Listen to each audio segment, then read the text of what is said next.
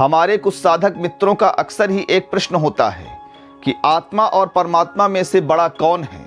साथ ही उनका प्रश्न होता है कि जैसे किसी आत्मा की मुक्ति हो जाती है तो इससे क्या संसार में आत्माओं की संख्या में कमी आती है, क्या आत्माओं की संख्या घटती है। तो आज मैं इसी विषय पर आपके समक्ष आध्यात्मिक चर्चा रखना चाहता हूँ। ध्यानपूर्वक सुनिएगा, इससे आपको आत्मा और परमात्मा के संबंध की जानकारी प्राप्त होगी। आप अपने घर में देखते होंगे कि आपके घर में बिजली के अलग अलग यंत्र कार्य कर रहे होते हैं। बल्ब होता है, टीवी होता है, कूलर होता है, फ्रिज होता है। इसी प्रकार के अनेकानेक उपकरण आपके यहाँ कार्य कर रहे होते हैं। हालांकि सबका कार्य अलग होता है, लेकिन उनमें प्रवाहित होने वाली बिजली एक जैसी होती है। उनमें प्रवाहित होने वाली बिजली एक ही है। और यह बिजली का जो मुख्य स्रोत होता है वह एक बहुत बड़ा पावर हाउस होता है। उस पावर हाउस से ही बिजली पूरे क्षेत्र के विद्युत उपकरणों को संचालित करती है। अब हम कह सकते हैं कि समस्त यंत्रों को जो ऊर्जा प्राप्त होती है वह एक ही है। हालांकि उनके कार्य अलग हैं, उनकी बनावट अलग है, लेकिन उनके अंदर प्रवाहित ऊर्जा एक सी ही होती है। ठीक इसी प्रकार इस संसार में अलग अलग शरीरधारी हैं, जिनके भीतर अलग अलग आत्माएं हैं, लेकिन उनके केंद्र में परमपिता परमात्मा ही होता है। परमात्मा की ऊर्जा से ही समस्त संसार चल रहा होता है, जो कि अलग अलग शरीरों में अलग अलग आत्माओं के रूप में उपस्थित होता है। बिजली के यंत्रों में प्रवाहित बिजली और शरीरधारियों के शरीर में उपस्थित आत्मा में सिर्फ यही भेद होता है कि शरीरधारियों के शरीर में जो आत्मा उपस्थित होती है वह स्वतंत्र व्यक्तित्व को धारण करती है।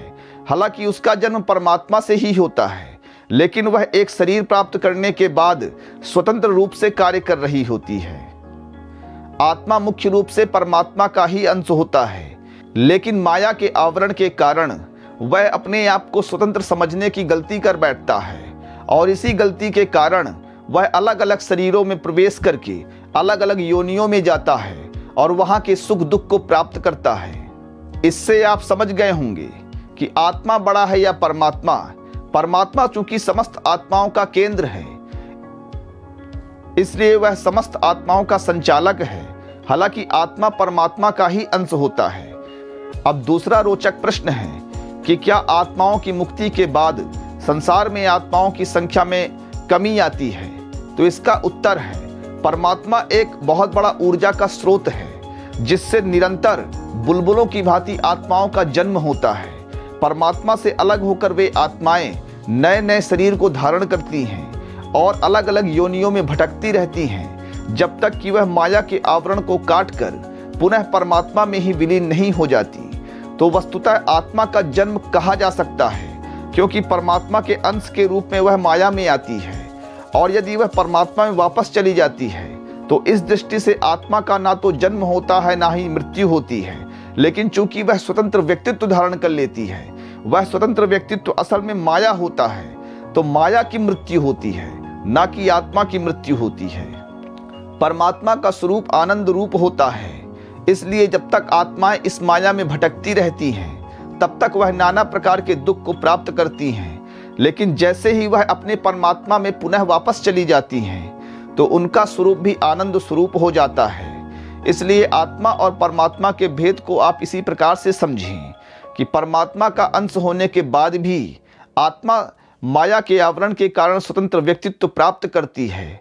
हालांकि वह तब भी परमात्मा का अंश ही होती है, लेकिन माया के आवरण के कारण वह स्वयं को स्वतंत्र अनुभव करती है और अलग अलग योनियों में प्रवेश करती है। आत्मा की भटकने का जो सबसे बड़ा कारण होता है वह अहंकार और वासना होता है। जैसे ही आत्मा के भीतर अहंकार और वासना का दमन होता है, वह चूंकि वह परमात्मा ही था, इसलिए वह परमात्मा में पुनः विलीन हो जाती है। मैं आशा करता हूं कि आपको आत्मा और परमात्मा का यह संबंध समझ में आया होगा।